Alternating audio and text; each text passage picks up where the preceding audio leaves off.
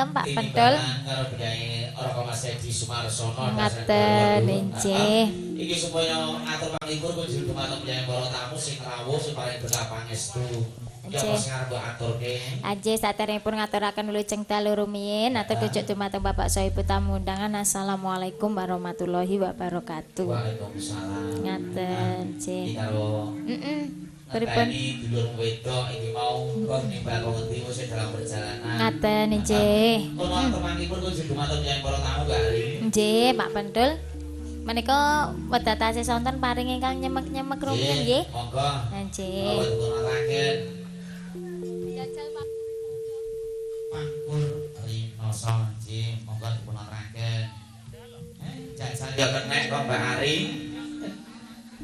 Anjen nyuwun sewu nembe niki nembe belajar kala wengi ingkang Panjenengan kabeh mungkin ora dicoba kan. kala wengi ingkang nguruki menika maksudnya marahi ku lho Mas. Sing marahi sing ngendang. Niki ingkang ngendang. Nggih, monggo Pangkur Rinoso. Nggih, Om mengke kalih dipun anu nggih. Mengke dipun sogoki ngoten nggih, king-king.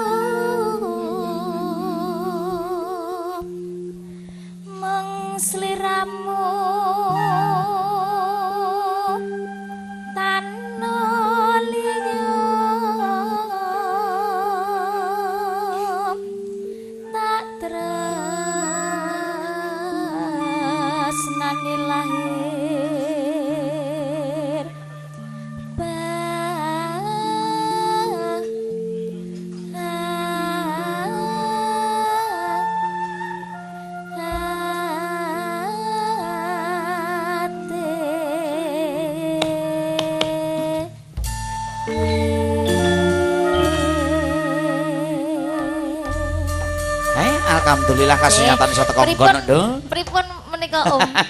Om Jarot. Pripun? Wis. Sajak sampun bener napa dereng? Wis ketok lulus. Pun pas. Oh, rumangsaku kok urung pas ngono to. Ditibake ning apa, Nduk? Angenteni kemawon. Angenteni.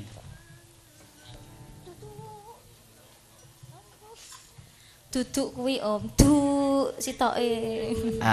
Mangga. Aku ngenteni tekamu.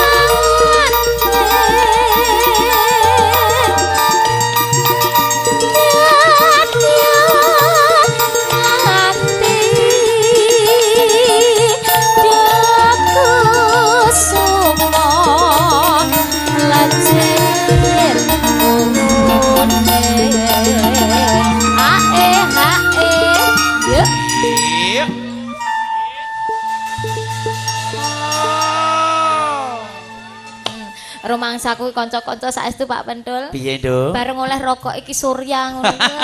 Biasane kan 76. Ora maido ning daleme Mas Edi kok, Nduk. Ngaten ya. Pak Edi kula dereng oleh dhewe. Ja samar butuh piro kuwi? Iki mau mapratane ora usah njaluk rokok anu Mbak, engko dijoli dhuwit karo Pak Edi. Heeh. Nggih. Ledang ledang kae teko beranyot kececi rabang citra gelang alit walat wisa